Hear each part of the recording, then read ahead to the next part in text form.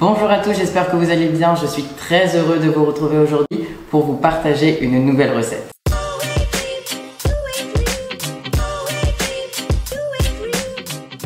Et aujourd'hui c'est la Chandeleur, alors je vous propose une superbe recette de crêpes végétales, 100% végétales et sans gluten. C'est parti!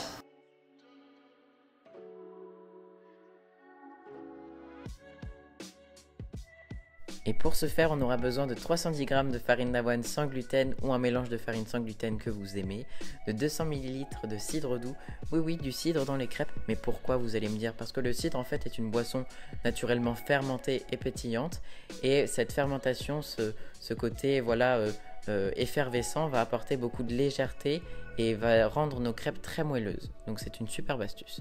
Ensuite, on ajoute 375 ml de lait végétal, ici j'utilise du lait de noisette, une cuillère à café d'extrait de vanille, une pincée de cannelle, 6 cuillères à soupe de sirop d'érable ou de sucrant que vous aimez, du sirop d'agave, du sucre de coco, celui que vous préférez, et puis 45 g d'amidon de maïs ou de pommes de terre. Ok, alors on va d'abord commencer par mélanger tous nos ingrédients secs. Donc tout d'abord la farine qu'on va mettre dans un saladier, suivi de l'amidon de maïs ou de pommes de terre, la belle pincée de cannelle qui est absolument facultative bien sûr. Si vous n'aimez pas de cannelle, vous n'en mettez pas. Ensuite on va ajouter l'extrait de vanille, le sirop d'érable,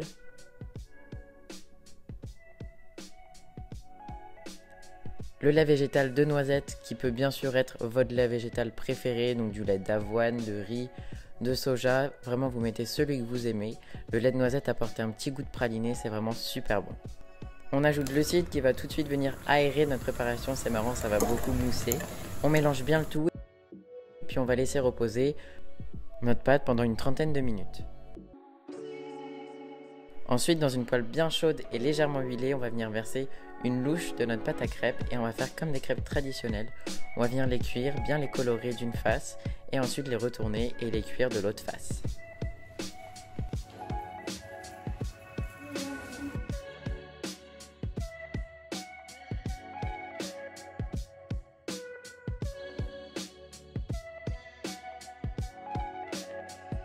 J'aime beaucoup les plier comme ça en 4 car de cette manière elles vont rester bien moelleuses, bien tendres, tant sur les côtés qu'au centre.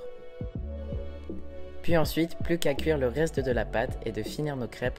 Avec toute cette préparation, on a à peu près 8-9 crêpes. Et enfin, c'est le moment de se régaler avec un peu de sirop d'érable, de confiture ou même d'une pâte à tartiner faite maison, mais c'est un pur délice.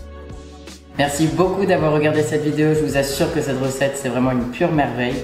Abonnez-vous et likez et surtout partagez si vous avez aimé cette recette. Et à très bientôt pour une prochaine recette. Salut!